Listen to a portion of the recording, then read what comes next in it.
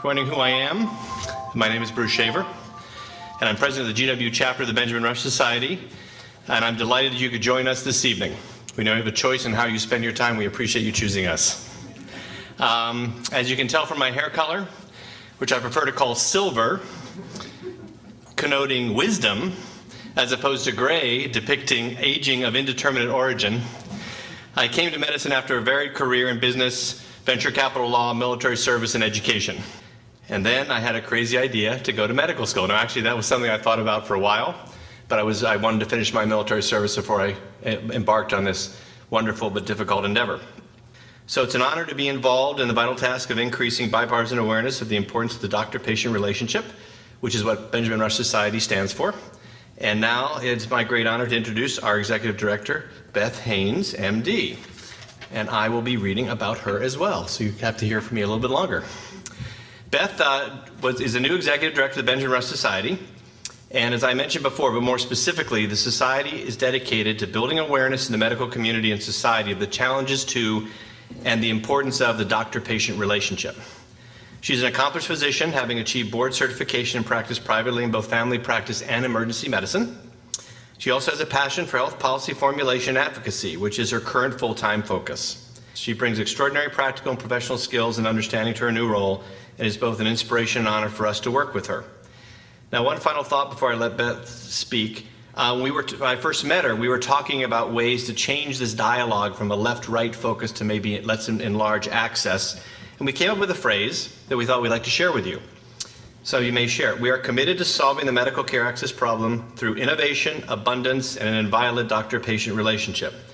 Now, why do we say this? As the quote implies, we see no reason why the entrepreneurial spirit that has helped champion the iPhone, the PC, the internet, HIV, antiviral drugs, and so on, cannot play a significant role in providing more effective, less expensive, and the key here is more abundant health care, anchored by a strong doctor-patient relationship. So thanks for your attention. Now please join me in welcoming Dr. Beth Haynes. Thanks for coming and welcome. This is our first Benjamin Rush Society debate of the academic year, and I'm excited that we're having it here. Benjamin Rush, who knows who Benjamin Rush was? A few, okay. He was a physician in the time of the founding. He was the only physician to sign the Declaration of Independence. He was also a staunch abolitionist back at the time of the founding. He also was a very tireless advocate for humane treatment of the mentally ill. He was a professor of medicine and psychiatry back in the colonial days. So we felt, a very good person to be our figurehead, someone who was very devoted to the principles of individual rights, particularly life, liberty, and pursuit of happiness. And tonight we're going to debate about a different set of principles, but ones that really affect our country and our patients. As a profession, we construct codes of ethics which are relevant to us as in our roles as healers. These professional standards come from very deeply held beliefs about what is right and what is wrong. And from those ideas of what is right and wrong, we construct a set of fundamental principles to guide us in our interactions with our patients. There's some very long-held traditional principles upon which medicine has been functioning back for 2,000 years to the times of Hippocrates. That's beneficence, or what we call putting the interests of the patient first. There's also non-malevolence. I always have a hard time pronouncing that one, which what you might know as first do no harm. We also honor patient autonomy, which is really what we mean by that is fostering the ability of patients to make free, uncoerced choices. And embedded in that is truth-telling and also informed consent. These principles have really stood up to the test of time as being important ones guiding our interactions. And as young physicians in training, I'm sure that you're discussing what's the proper way to interact with your patients. These are key things. Well, now there's a new ethic that is being included in many of the codes of ethics, a new principle which is being introduced, and that is the idea of social justice. This was put 10 years ago into the charter for physicians. It was a physician charter on medical professionalism for the new millennium. It was put in the annals of internal medicine. It's been endorsed by over 100 physician professional organizations throughout the United States and in Europe.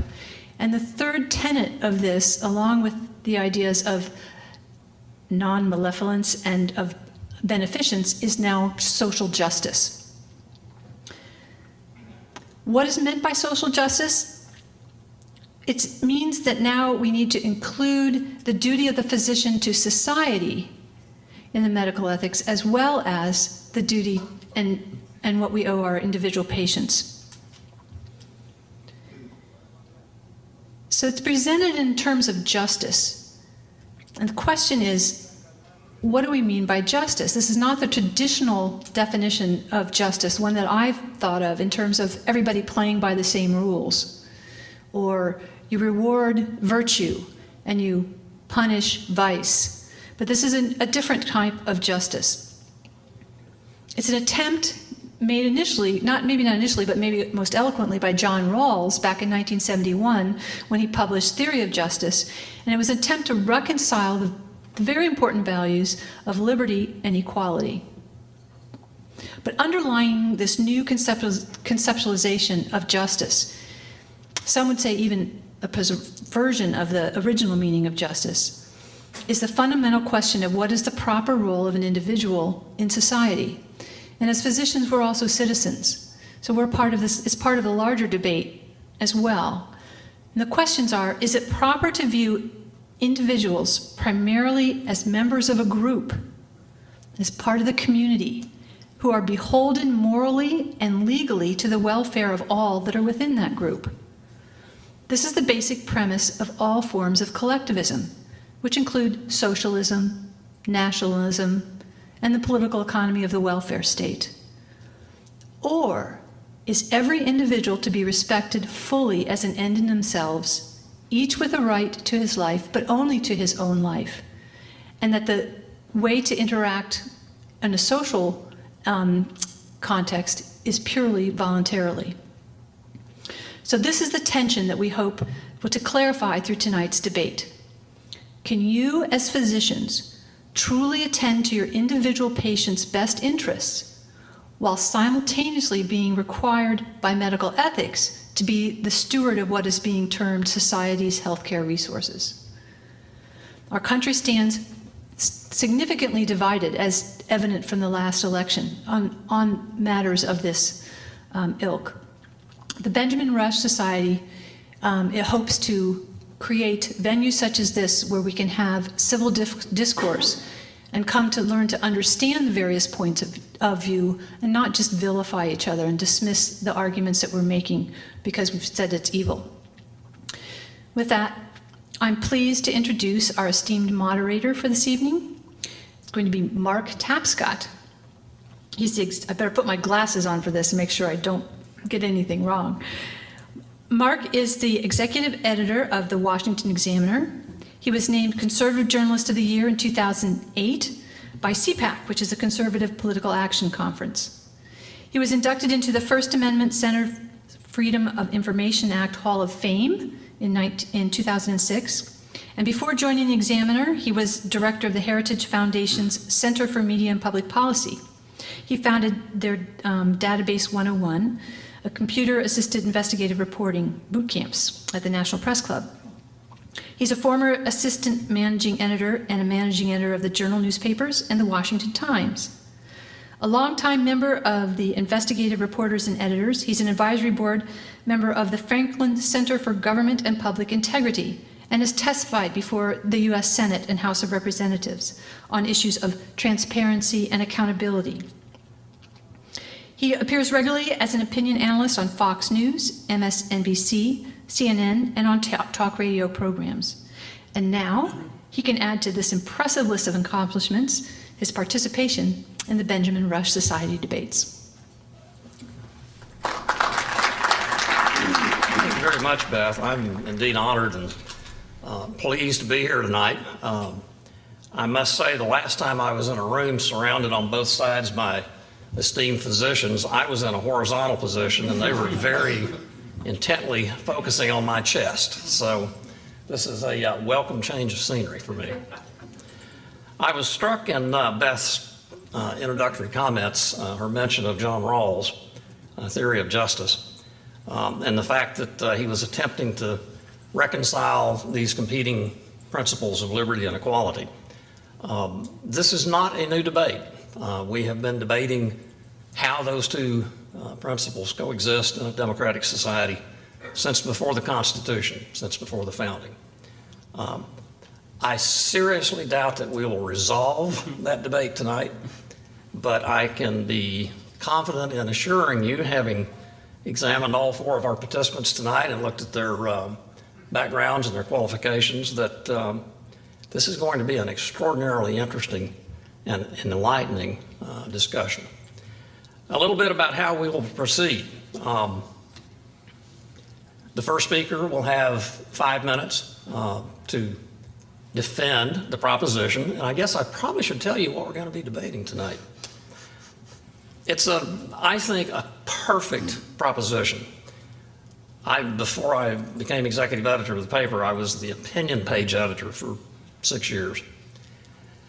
And towards the end of my tenure as opinion page editor, editorial page editor, I had a thought one night that if I had $1 for every time I had to type the word Obamacare, I could retire. This proposition that we're debating tonight reaches to the fundamental issue that is presented by Obamacare and indeed the role of the government in health. The proposition then is this: the requirements of social justice are in conflict with the requirements of an ethical doctor-patient relationship. Our first speaker will be upholding the proposition for 5 minutes, then be followed by the first speaker for the opposition, who will have 8 minutes. The second speaker then, who will be supporting the proposition, will have 8 minutes. The second speaker will then, for the proposition, will then have 8 minutes, and we will conclude with a 5-minute rebuttal by the first speaker. And if you're not thoroughly confused by the way I just described that, I admire you.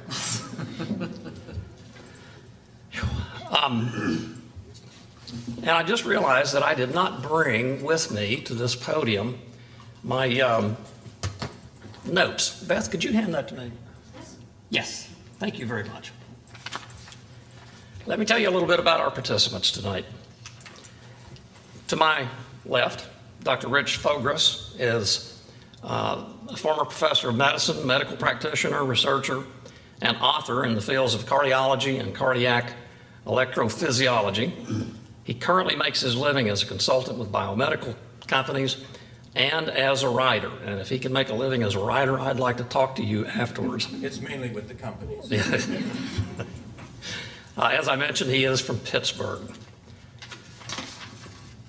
To my immediate left, Dr. Lee Hieb began her career in medicine at age 4. She's been at this for a very long time. She accompanied her father on house calls along the back roads of Iowa. She graduated from the University of Rochester School of Medicine and Dentistry in Rochester, New York, and completed an orthopedic residency in the United States Navy. After serving as a general orthopedic surgeon, I'm from Oklahoma City, and some of these long words are a little difficult. She served with the Marine Corps, returned to Rochester. She is the only woman to be appointed as the Lewis Goldstein Fellow in Spinal Surgery.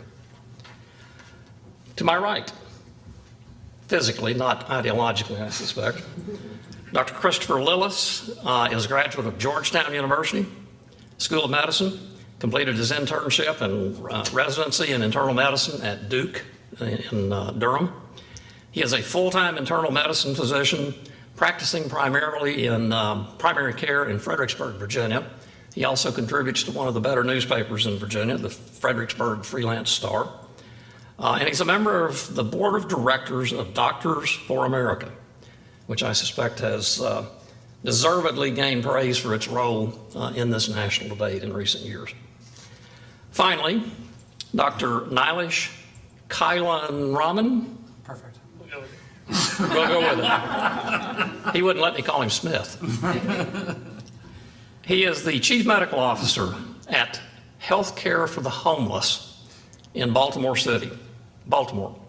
He received his Bachelor of Science in Chemistry from Yale, his MD from in New York, SUNY, the Brooklyn School of Medicine, and he was an AAPS Science and Technology Policy Fellow at the National Institute for Health. Forgive me, but I do not know what those stand for. The American Association Advancement of Science. for the Advancement of Science. An interesting cause indeed. So, we know what we're here to talk about. We know who we are going to be listening to. After the debate is concluded, these folks have concluded their presentations. We'll have 15 minutes or so for questions.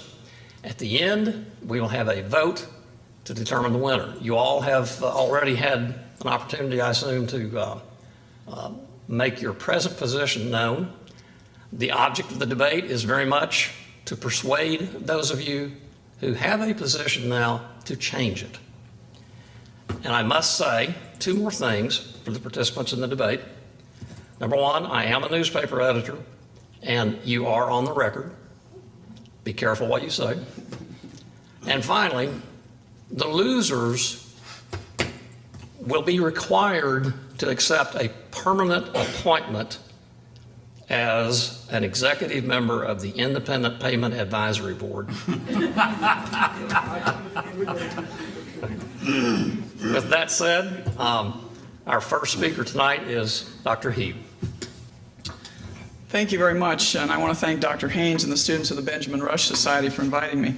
Well, as Dr. Haynes says, this is really a matter of definition. If you define social justice in the terms of classic liberalism, meaning equality under the law, regardless of race, creed, gender, sexual orientation, or anything you want to measure, we're all equal under the law, then there's really no problem. But when we talk about health care and social justice, that's usually not our definition. We usually go to the Canadian equality definition. Now, my friend Ralph is a Canadian, and his son, one time a few years ago, wanted to play basketball at high school.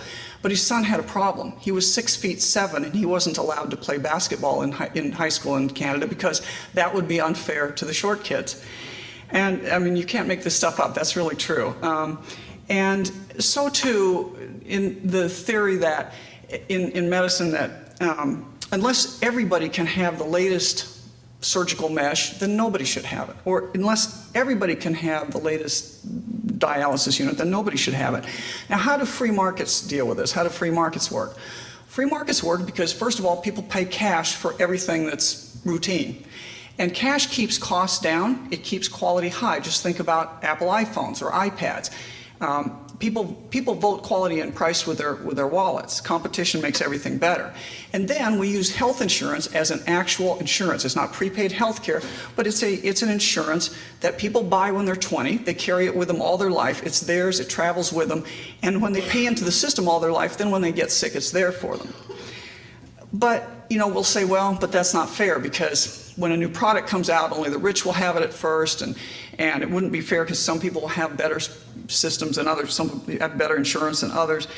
But the problem is that when you decide that it has to be fair, that everybody has to have it the same, then you have to have a third party to adjudicate that fairness. A friend of mine put out a commercial for the Vermont policy debate this year, and the commercial is a doctor talking to his patient in the exam room, and he's saying, you know, Mrs. Jones, with your rectal cancer now, we have various options. We could, you know, do chemotherapy, you could do radiation, the palliative treatment, and he goes through the various things, and then he looks at her and he says, what do you think?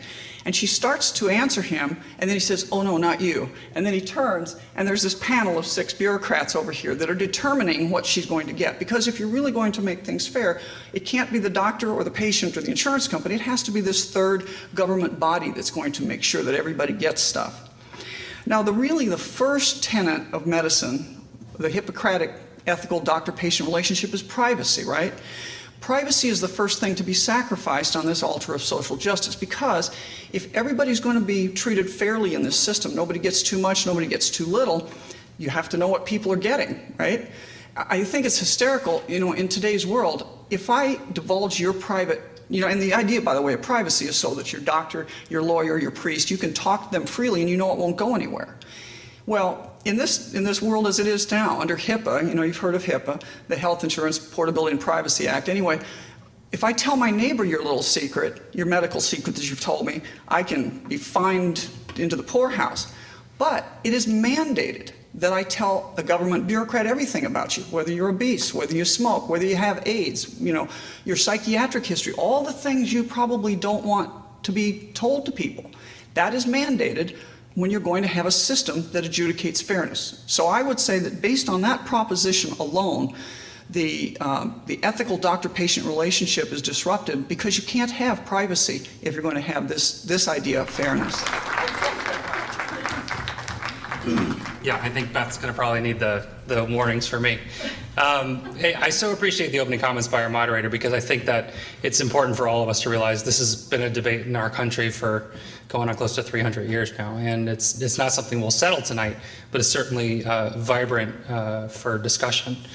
I think the way Dr. Hieb started her presentation was with a definition. And I would contend that the most brief definition of social justice is it's a philosophy that seeks an equality of opportunity, not an equality of outcomes.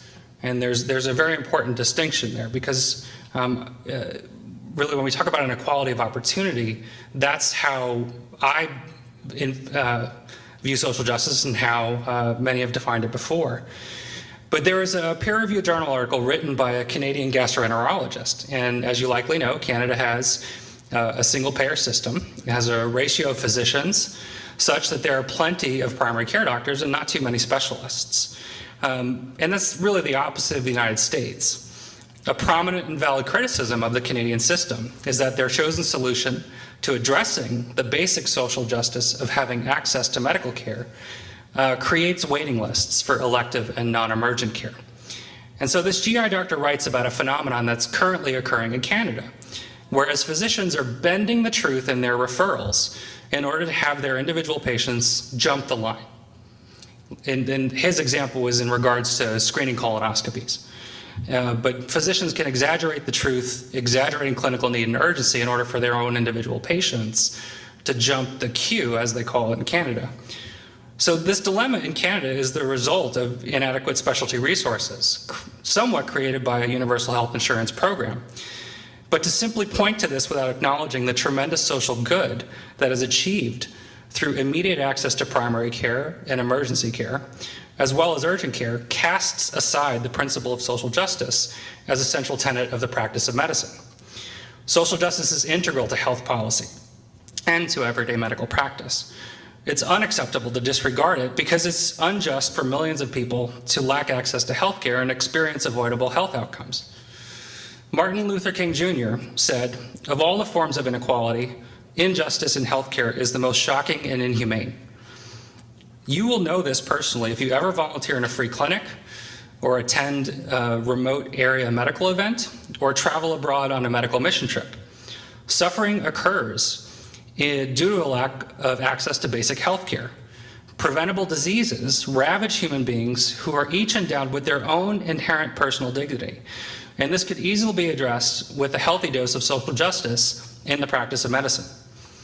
Social justice, in fact, is widely accepted and publicly expected principle in the practice of medicine here in the United States. We have long adopted the concept of social justice in healthcare, and society shows its disapproval when those tenets are violated. The easiest example is the United Network of Organ Sharing, or UNOS. This is the system that we use to allocate organ transplantations to individuals in need.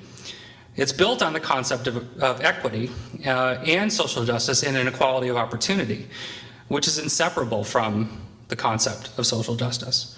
When a celebrity or a wealthy individual receives a transplant, seemingly jumping the line ahead of those with a greater need, they often are shunned in the popular media and people disapprove.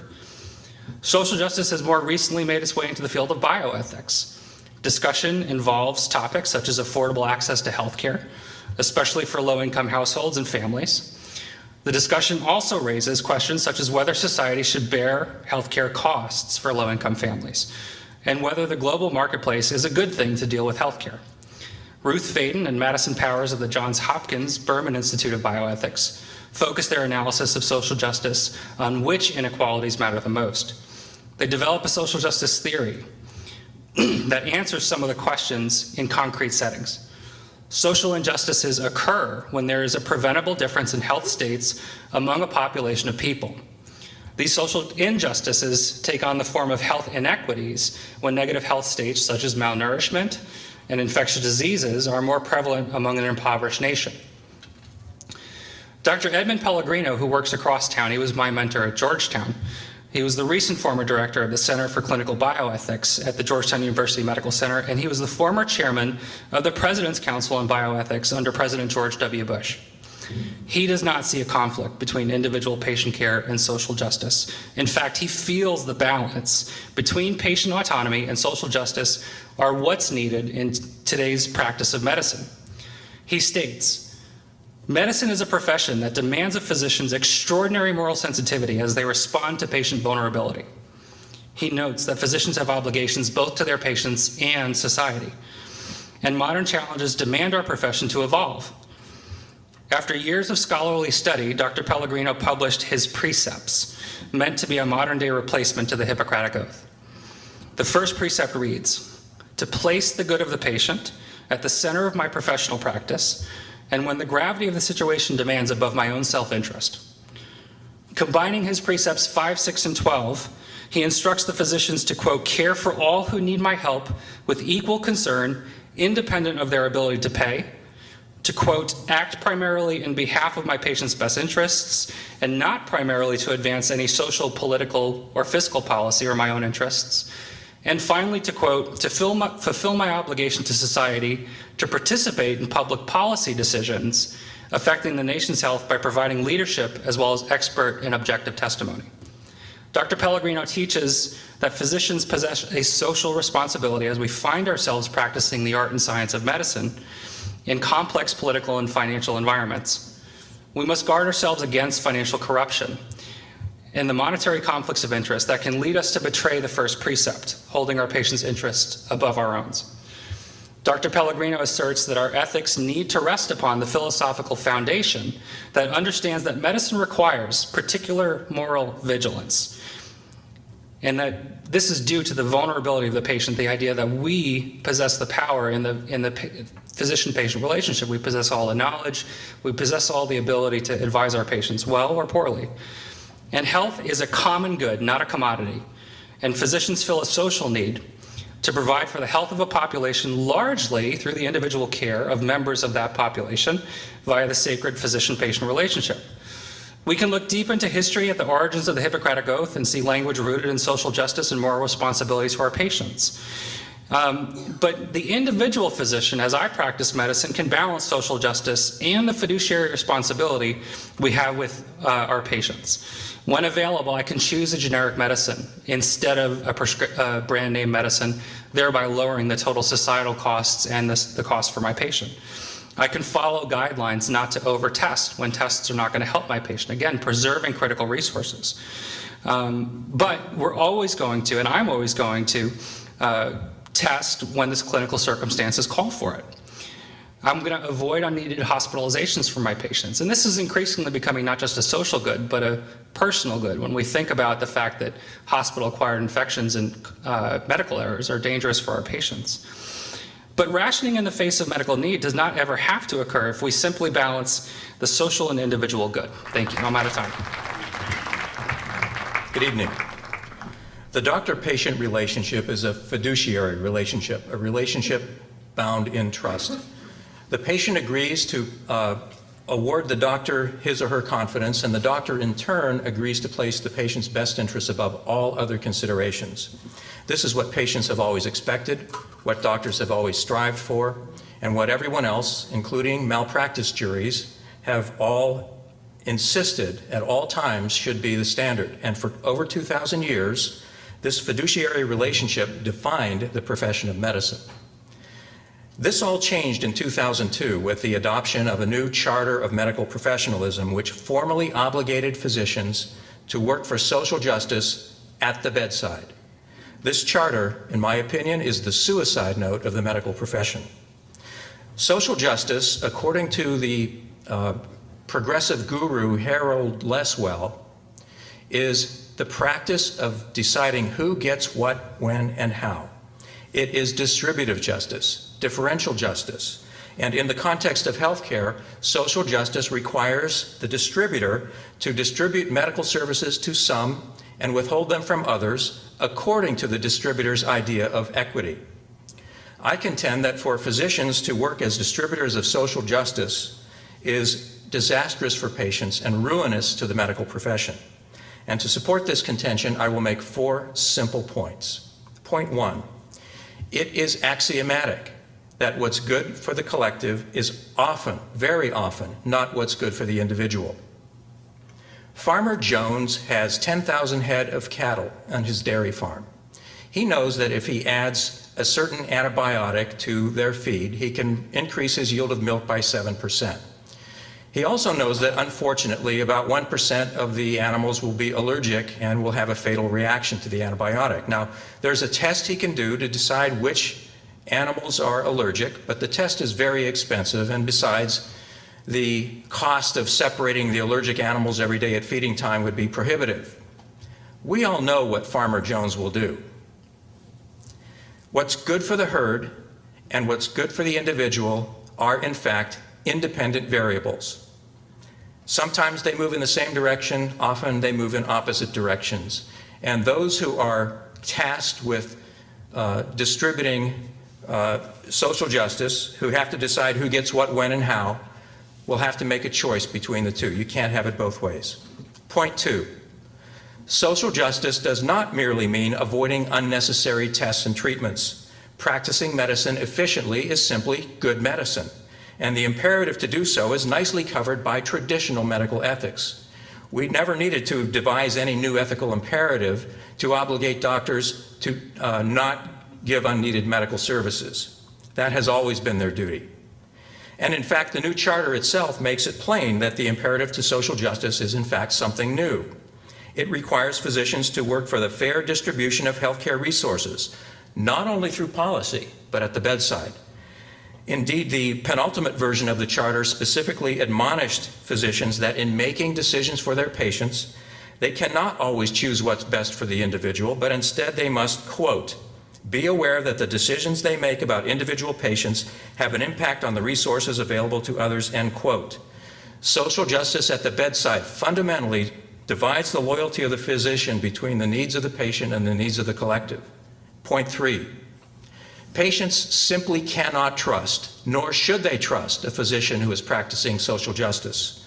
It is impossible today for a patient to know whether the doctor's recommendation is truly what's best for them, or instead whether it's what the doctor judges to be the best they deserve, given the constraints of social justice. And to compound this violation of their fiduciary obligations, physicians have chosen not to disclose to their patients the real implications of their new imperative to social justice. Instead, they have chosen to mislead their patients, and likely themselves, with the sorts of soothing blandishments that we may hear from our esteemed opponents tonight.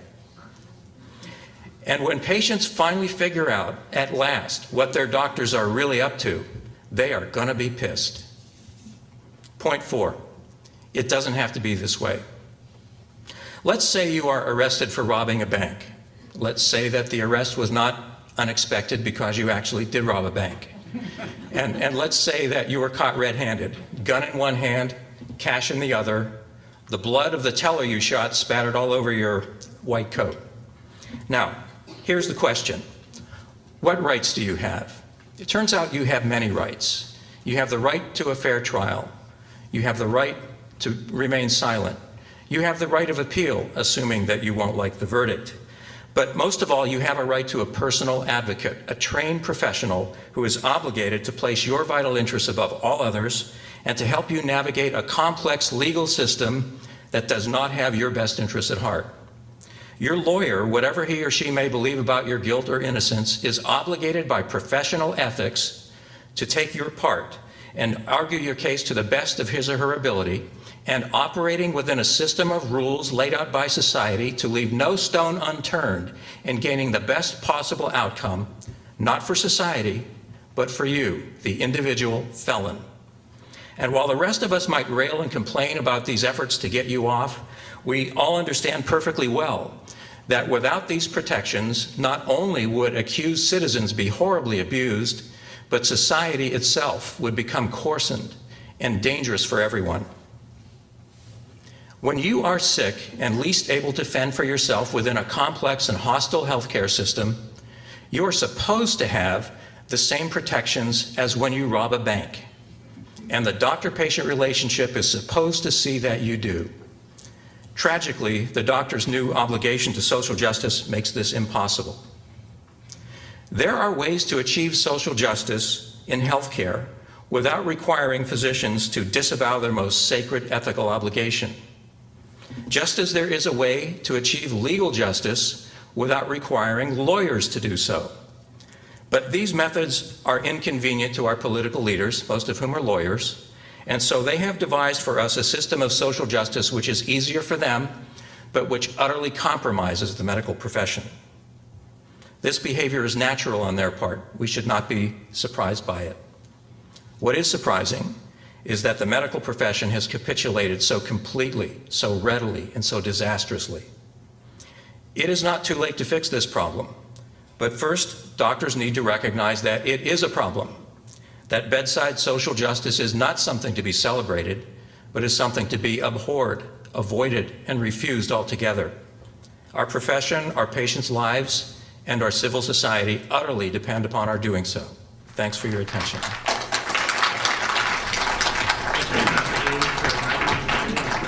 Colleagues as well. Dr. Haynes mentioned ethics, and medical ethics is actually at the center of what we're talking about.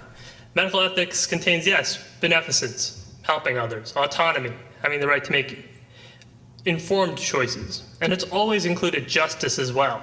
What we're talking about is what is the framework for justice.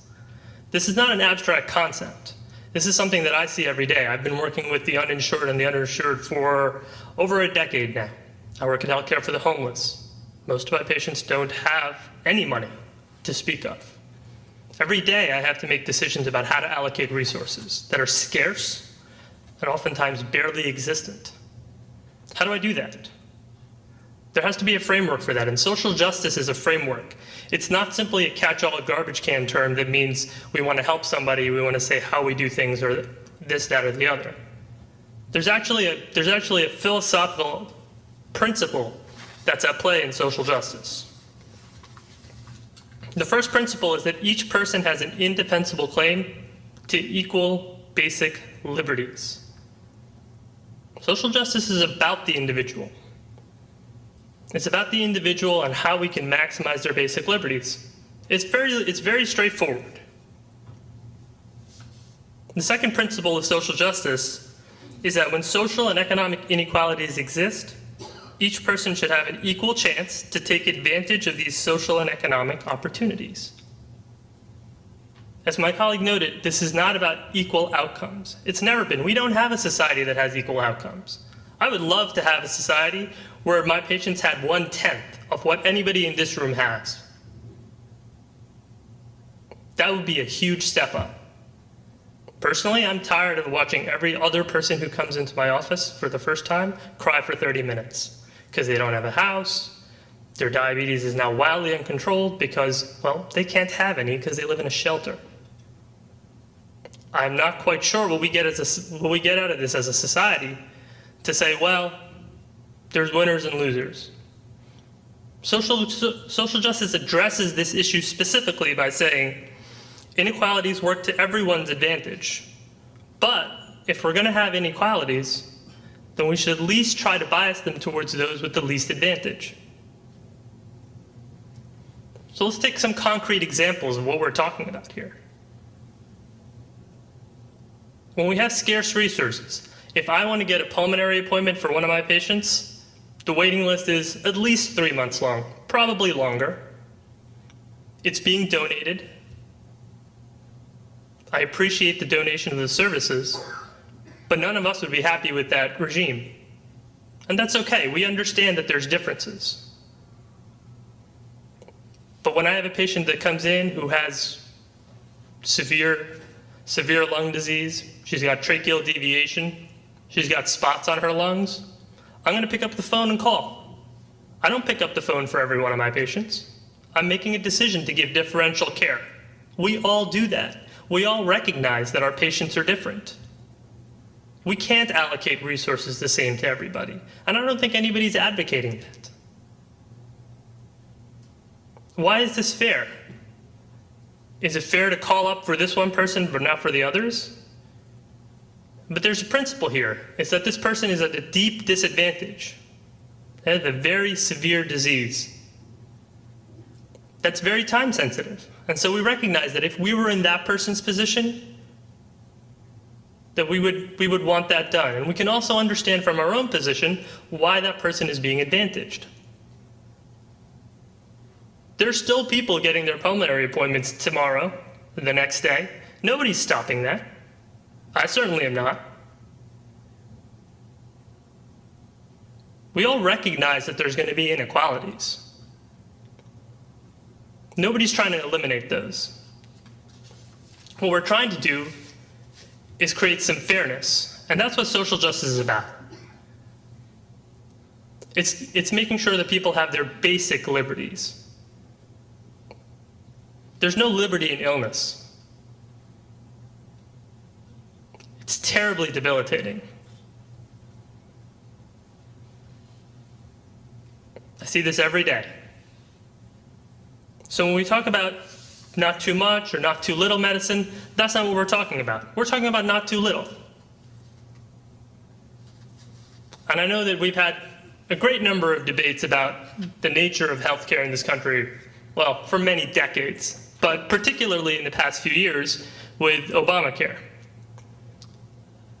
But let's be real clear about what is and isn't allowed. There's a difference between saying that insurance will or won't pay for something and saying that you personally can or cannot pay for something.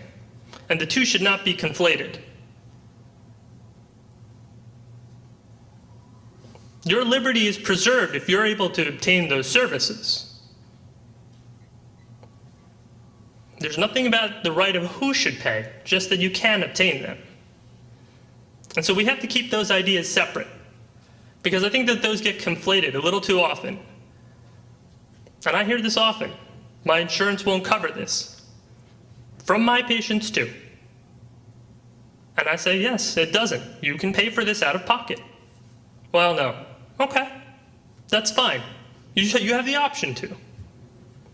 Social justice is about having the option to do something. It's not about saying that you're going to get something. But to my colleague's point about social justice at the bedside, we all have to make decisions about how we deliver care and what care we deliver when there's scarce resources. We don't have infinite resources. It would be lovely to have infinite resources, but we don't. When there's a flu vaccine shortage, we have to make a decision. Are we going to just vaccinate everybody who comes in the door until we run out and then say, hey, sorry? No, we try to have a more thoughtful process about how we're going to allocate our scarce resources. We have to make that decision, and in such an instance as a flu vaccine shortage, which is not theoretical, which has happened, we have to say, you know what? I'm not going to give it to you today because there's somebody who is in far greater need of it. Social justice is about a fair way to allocate scarce resources. The effects that we have with our patient interaction, the doctor-patient interaction has effects on others, just the same way that other doctor-patient interactions have effects on our relationship. We can't divorce that relationship from society.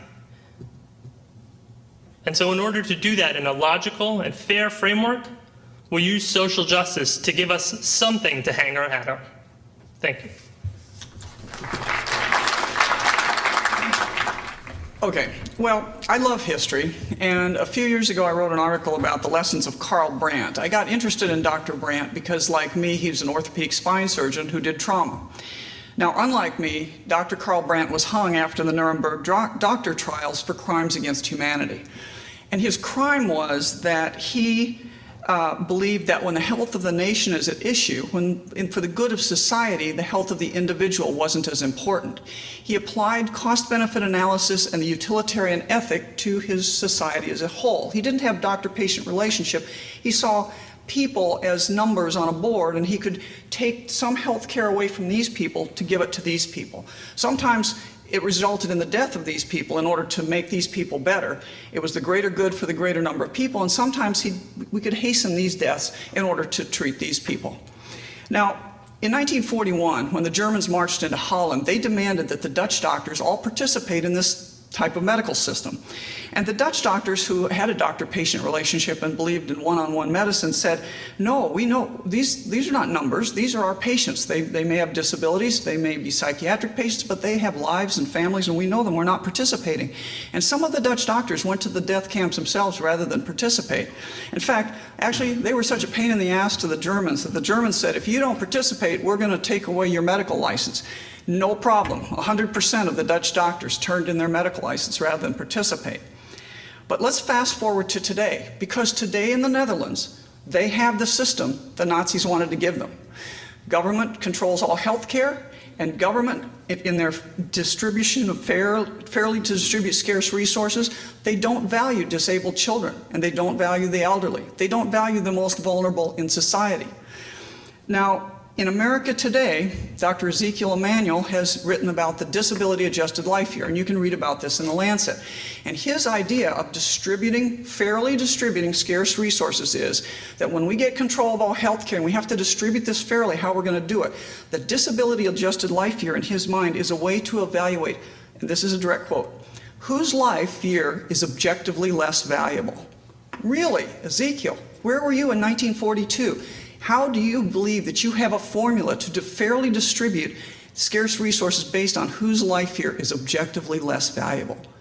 Now, you know, unfortunately, this isn't just about practicing cost-effective medicine, which we always want to do. This is about a basic belief in, do we serve the state, do we serve the collective, or do we serve our patients individually? I reject the idea of social justice that I have an obligation to the collective. Because when Hippocrates said, I will go into the house only for the good of the patient, he didn't know about Blue Cross third-party payment or Medicare, and he certainly hadn't pre-thought about the Nazis. But he recognized there will always be people that will whisper in the doctor's ear who may not have the doctor's best interest at heart, or the patient's best interest at heart. Thank you very much.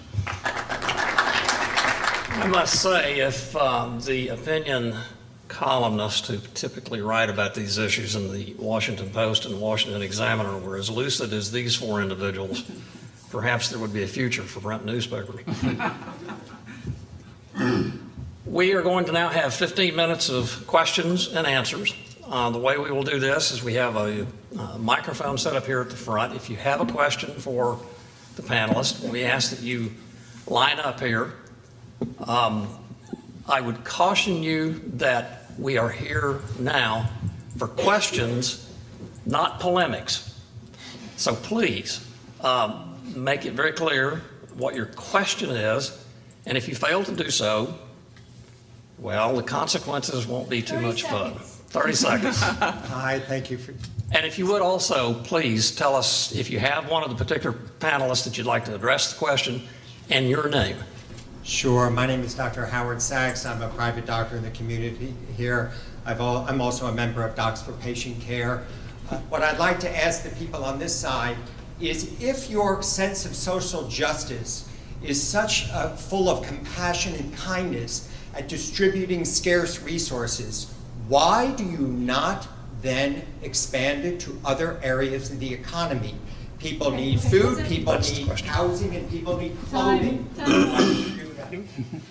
Well, you know, I think that we have to admit that there are finite resources in all sectors, and that, you know, my point is that we're an attention to cost control will make sure that we can meet reliably everyone's individual needs Because if we don't have a sustainable system, then no single physician-patient relationship is going to be able to thrive. I'm not answering it. I said food, clothing, and housing. Sir, please. Right, Yeah.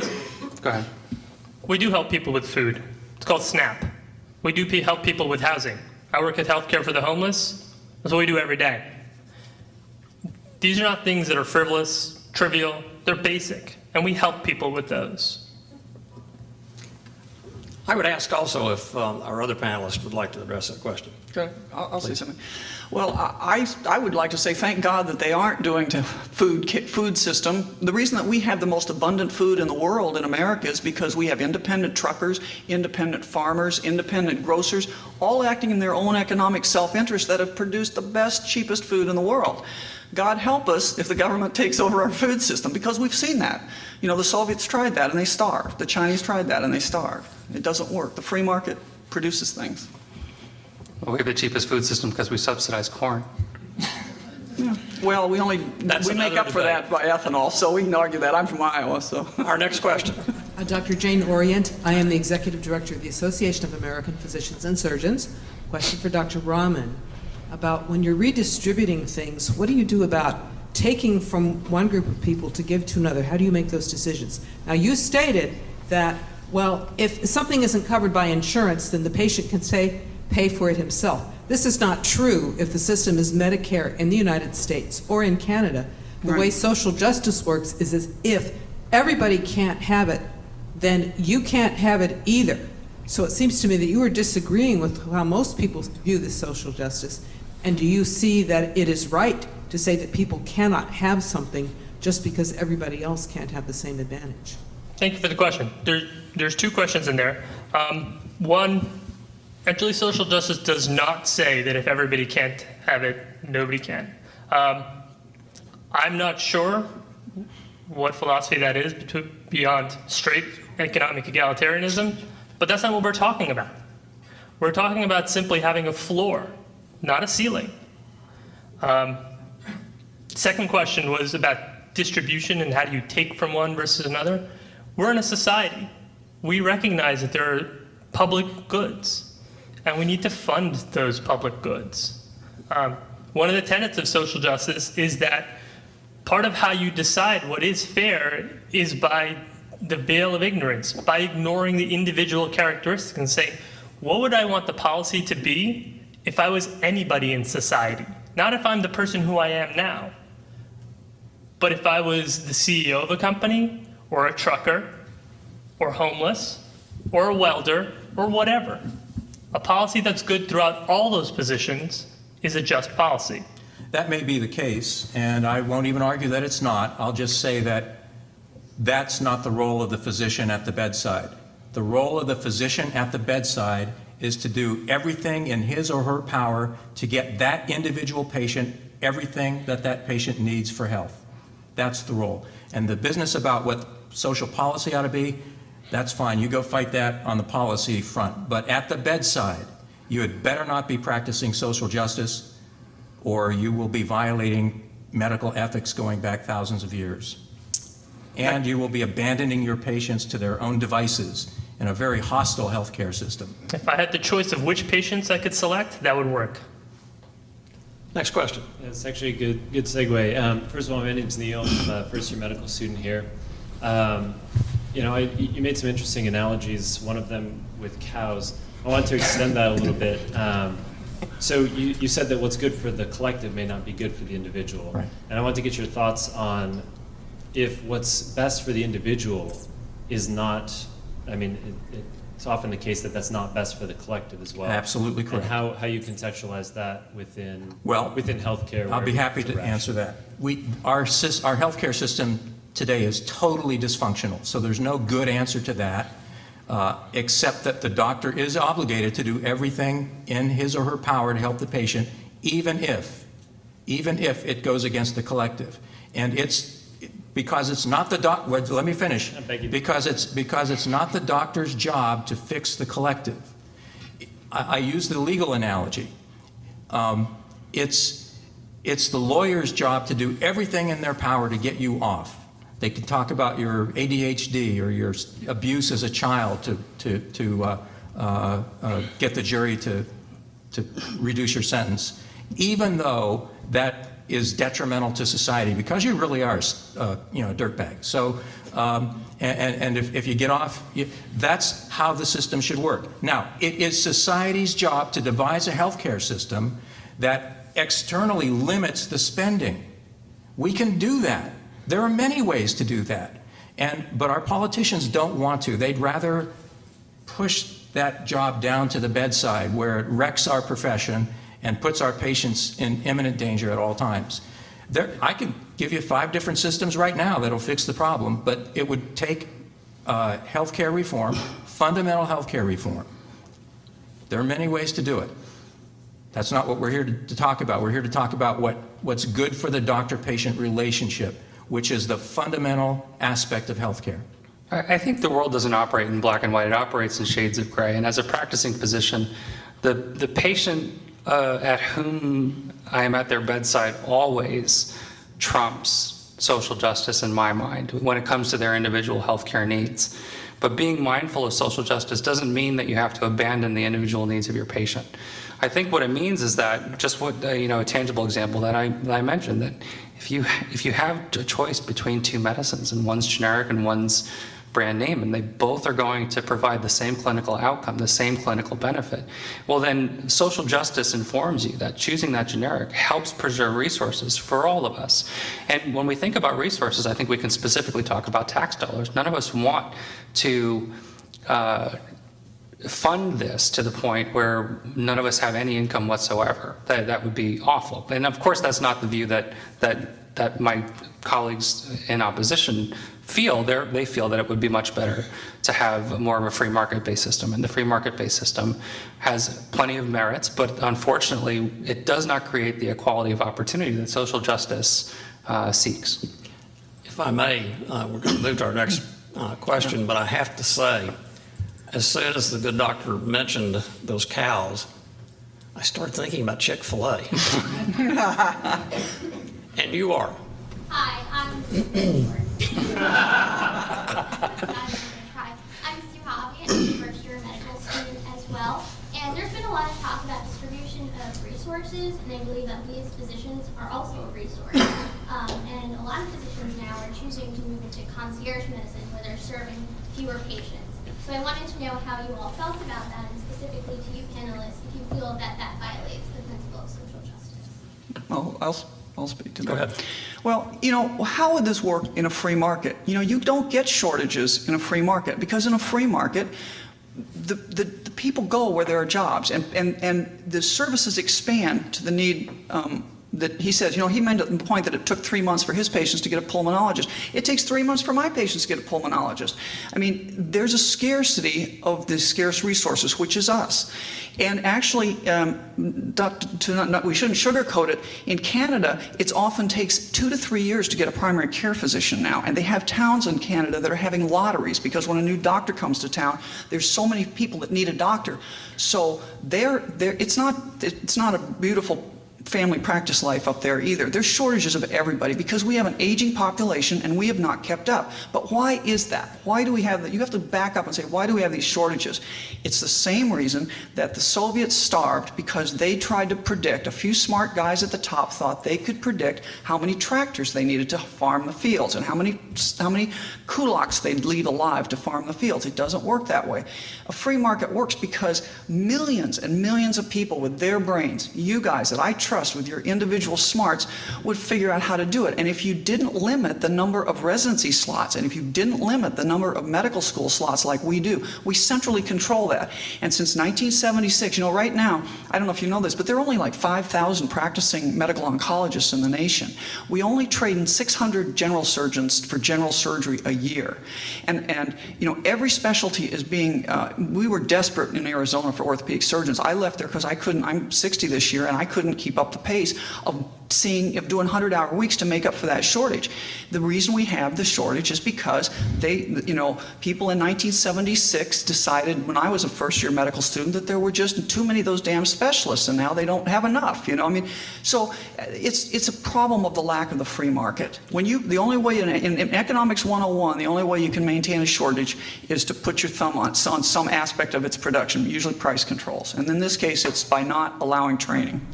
Thank you, Doctor. Unless you want slavery, people, you're not really advocating that we tell people that they can't do that. Honestly, we have a whole group in AAPS of doctors that actually practice cash practice. Some of them are concierge, some of them take care of the poor. So there's a niche for that helps in a lot of different ways. I don't think so. Yeah. I suspect these folks would probably have something to say about your question. 2 points. The issue with concierge medicine is that it addresses that particular relationship, but nothing beyond that. Medicines, tests, further specialists. And that's a real gap. And that's really the problem with concierge medicine, is how do we address the remainder of the care that the person gets beyond just that relationship? And there are issues around that some are more workable than others, but that's the biggest one. But we're not really comparing ourselves to Soviet Russia. There are other models that we can look at to both learn and to inform us. We could talk about Switzerland, Germany, or France. Not everything is Canada, Nazi Germany, or Soviet Russia. Yeah, and I would say that about France too. in our society, which I don't think there's ever going to be a time in America where we turn away from capitalism.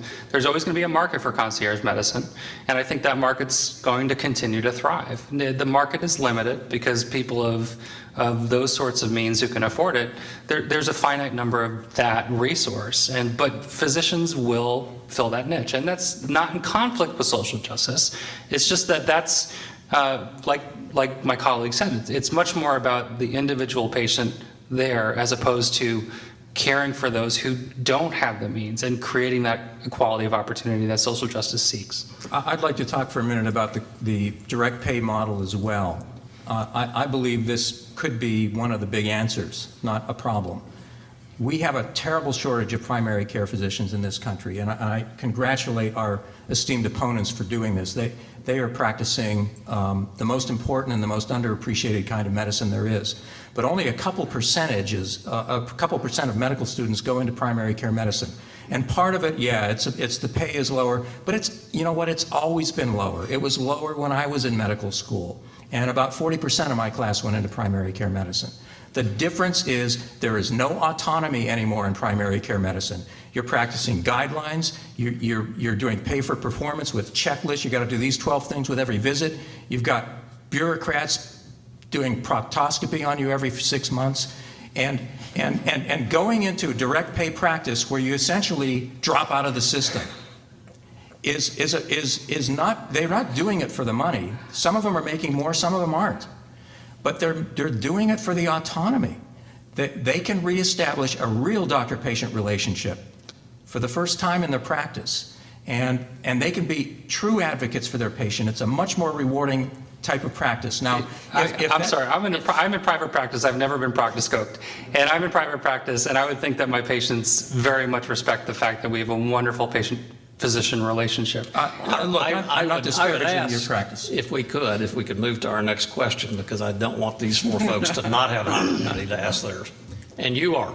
My name is Luke Womble. I'm a second-year medical student at the Uniformed Services University in Bethesda. And my question is for any of the panelists. It seems to me, and I'm also from Oklahoma, so I may not pronounce Dr. Rahman if I'm here. Sure. Did you go to OSU or OU? Oh, did it? Oh my goodness, you crossed the border. I'll try to make this quick. It seems to me at the bottom of the issue is the price of healthcare today. And that is the reason why people would say we need the government or a single payer system to come in and to distribute this scarce resource. My question is, is that a failure of the market? In other words, has the market failed to keep costs low as it does in most other things and provide better services? Or are there other culprits that have led to the higher costs of medicine? Externalities. It's a wonderful question. And yeah, I think there's certain aspects of the healthcare market that are so different than the iPhone market. There is no price transparency in healthcare. There's really little competition because all the negotiations about price between third payers and providers generally are behind closed doors and kept secret, almost by law to be kept secret.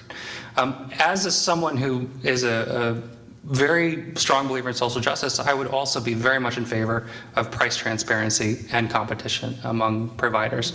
Compete on quality, compete on price.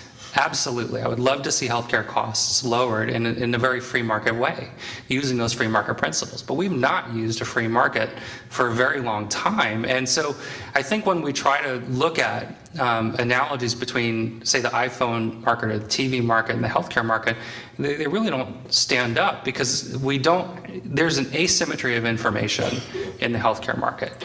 In the iPhone market, you can research what the iPhone does, its price, you can research its competitors, you can learn a lot about it. But when you're having a heart attack and you're sitting in the emergency room, you cannot start to research the other doctors in the 3 surrounding counties. You cannot ask, how much is this going to cost? How about the next hospital over? This is a life and death issue. So the healthcare market's substantially different than other free markets that are consumer-driven markets. Does that mean free market principles can't be a part of healthcare solutions? Of course not.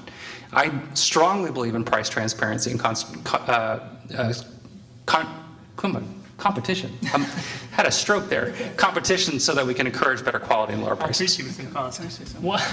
The one thing I would say to add to that is that there's 2 aspects of the free market that are difficult with health. One is that demand is extremely unpredictable on an individual basis, and also cost is unbounded at times. With other needs that we have, housing is a predictable and fairly stable cost. Food, predictable, stable, clothing. But this is one of those needs that we have where tomorrow something can happen. And this is not hyperbolic. I mean, literally tomorrow something happens to people every single day. It's what we do.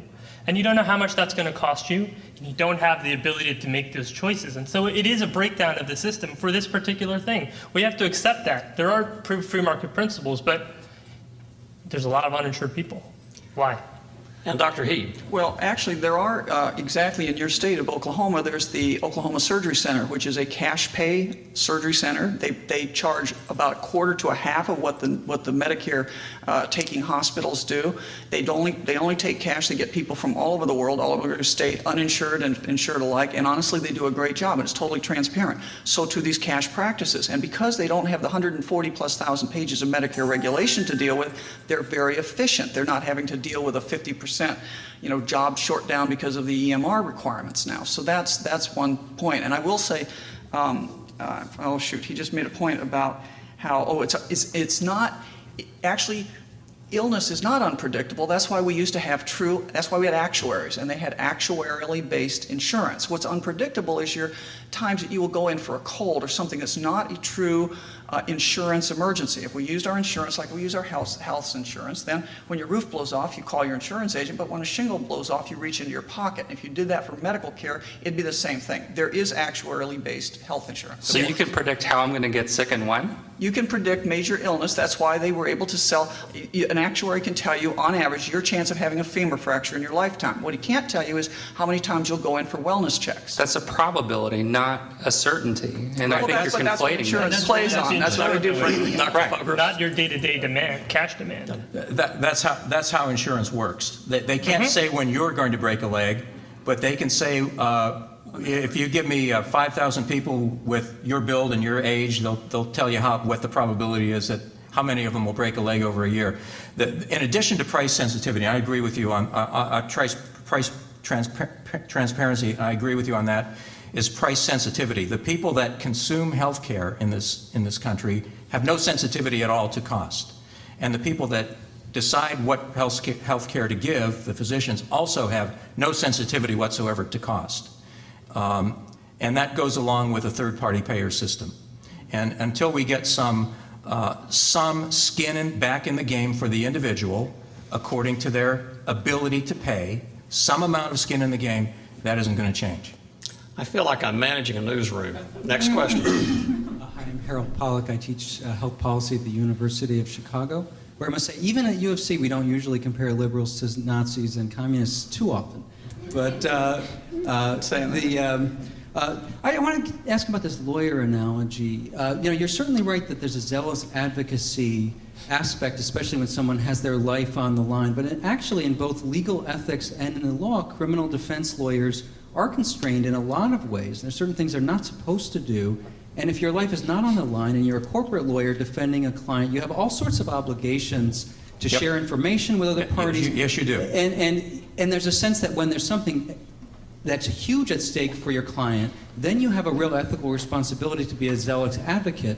But when you have something that's less huge at stake for your client, then you have more social responsibilities, and you should be thinking about more systemic issues. So it seems to me that physicians, there's something similar, that if I could give a trivial benefit to my patient, but at the same time it's going to have large impacts on other people, that I really should be thinking about that. It's not that I would not withhold a critical cancer treatment from my patient, but if, say, this MRI is really wasteful for my patient, and it's going to hurt other patients, then I really should think twice about that. And your question So that's my question.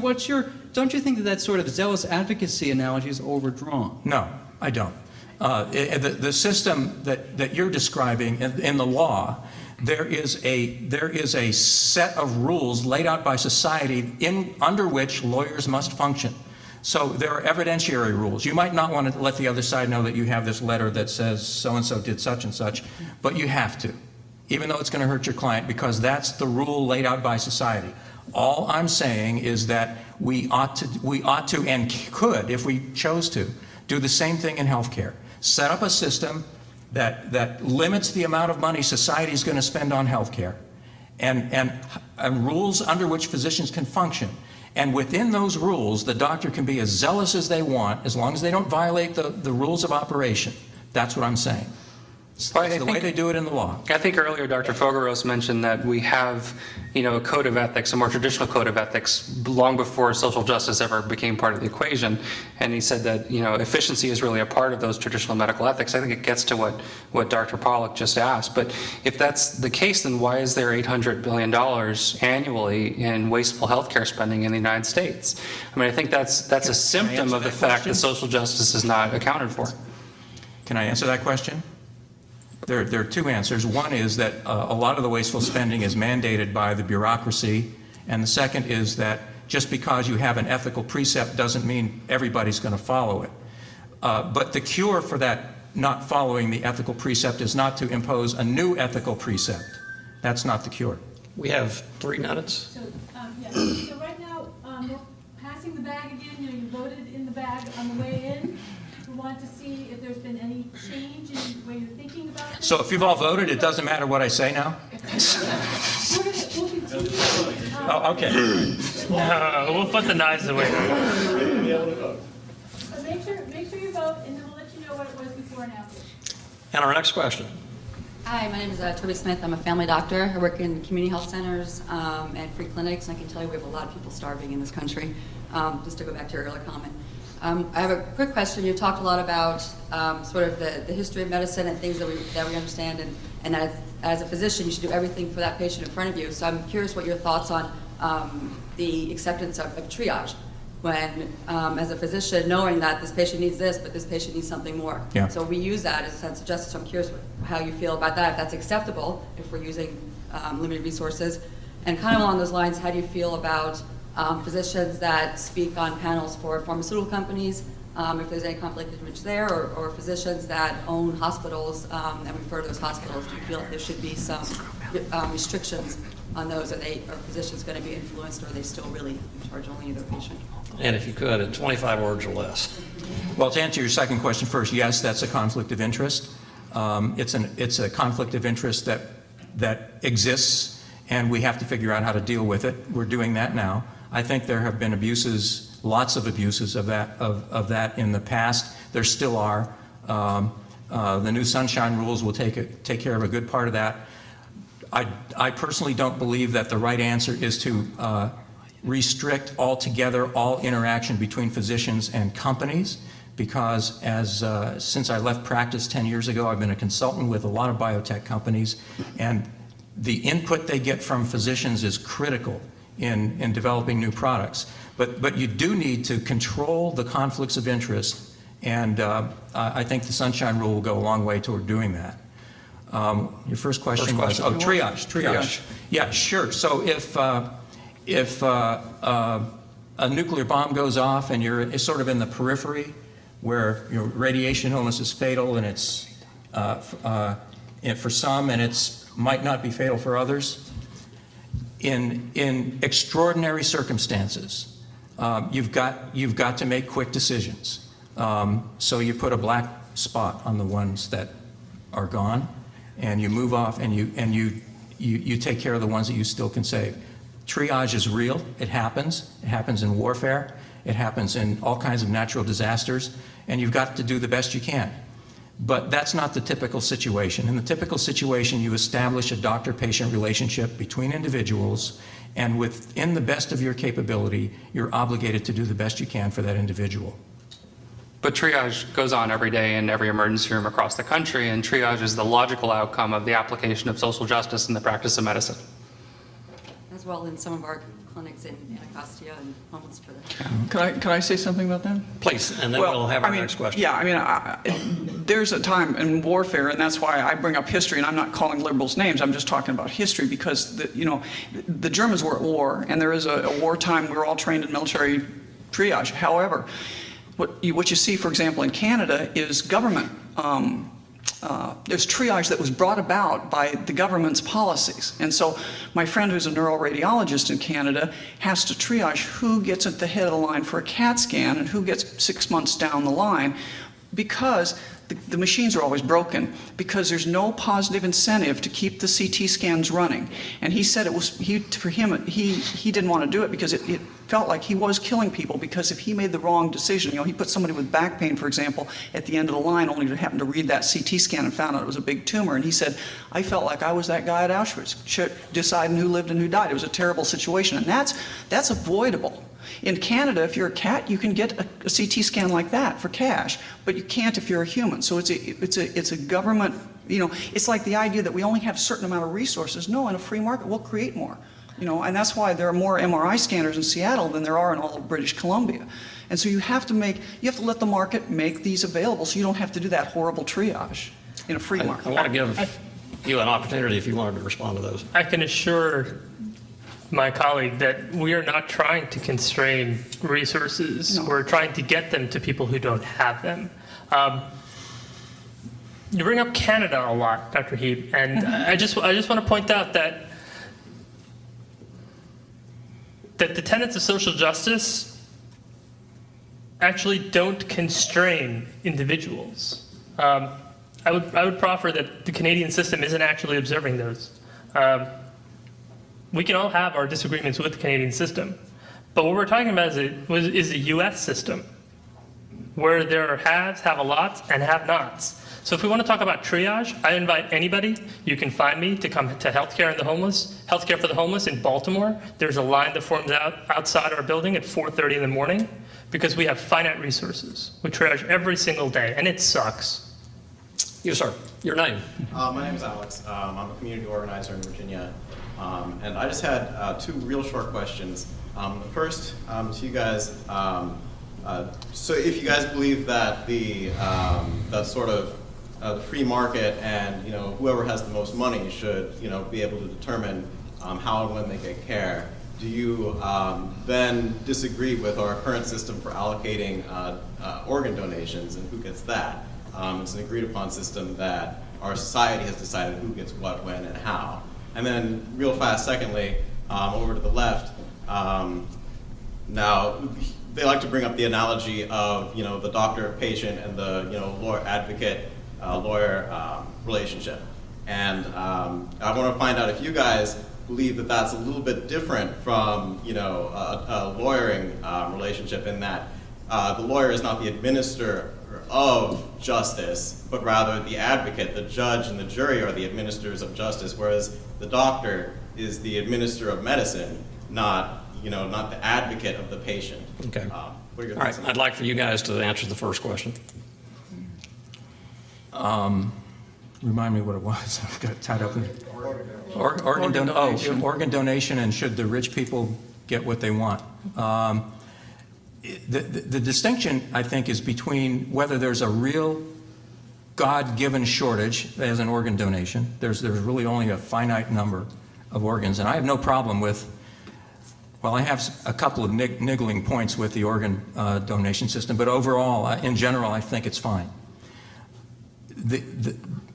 That, I think, though, is different than the system that we've got now, which in my opinion is coercing physicians to ration health care at the bedside covertly because of policy. I think that's very bad. And I think it's fundamentally different from organ donation, because one is an artificial system where they're trying to foist the solution down to the physician-patient level. I think if we're going to limit the healthcare spending, we ought to have a system of an open, transparent system of rationing, because that's what it'll be. And within that system of rationing, physicians need to be advocating the best they can for their patients within that system. John. I'm going to get to your point in a second, but the point isn't to ration healthcare at the bedside. It's to have an ethical framework to allocate scarce resources before you get to the bedside, so that you're treating everybody fairly when you don't have infinite resources.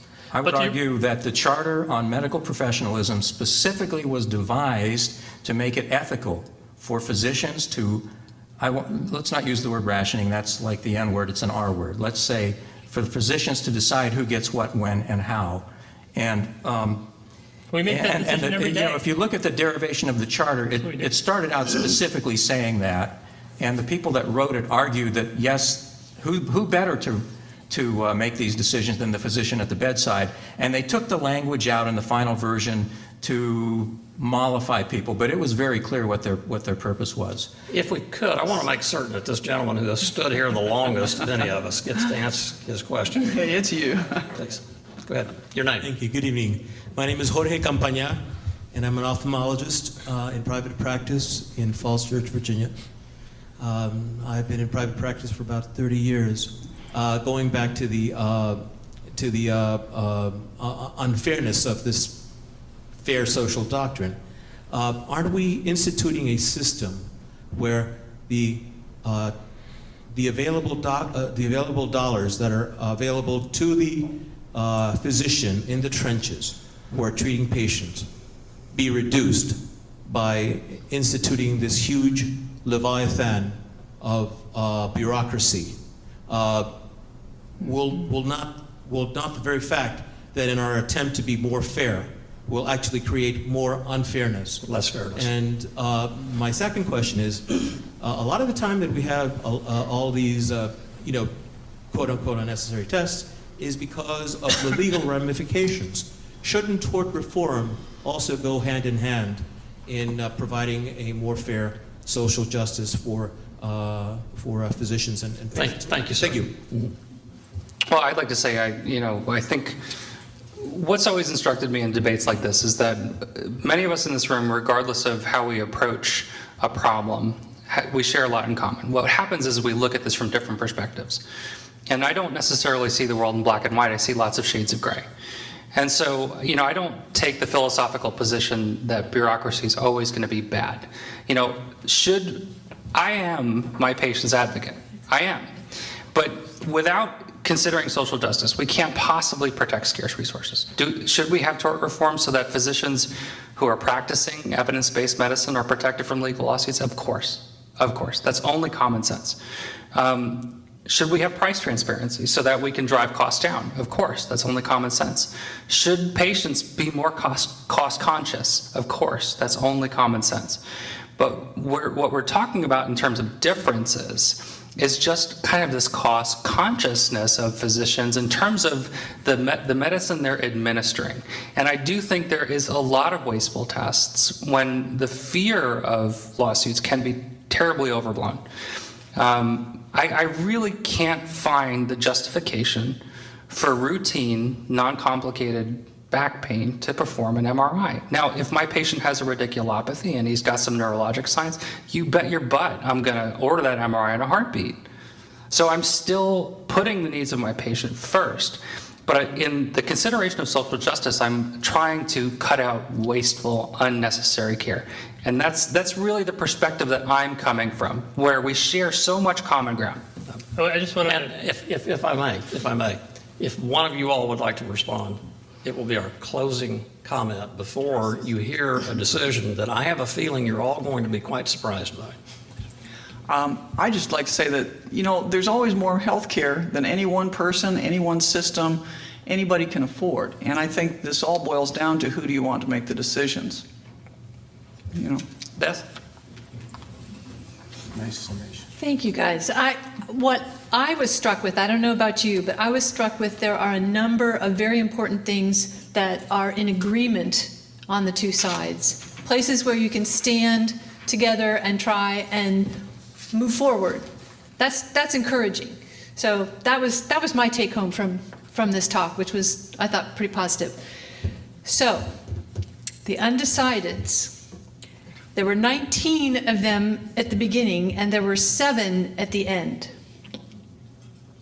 But that's not because they made up their mind. They just didn't vote. So we have a tie. The way this works is that whoever sways the most votes to their side wins. So you can win the popular vote, but still lose the debate, right? Okay, but so whoever those undecideds that didn't vote, they really blew it, because what we did was we had 17 for this side, end up with 18, so they got one more vote. Started off with 22, and they ended up with 23, so they got one more vote. So it's a tie, which right? Okay? And I think that's very appropriate. I think we had 4 very eloquent, compassionate, and passionate physicians arguing what they believed in. And I hope that at least there was some more clarity about some of the issues that we're struggling with, even if nobody changed their mind.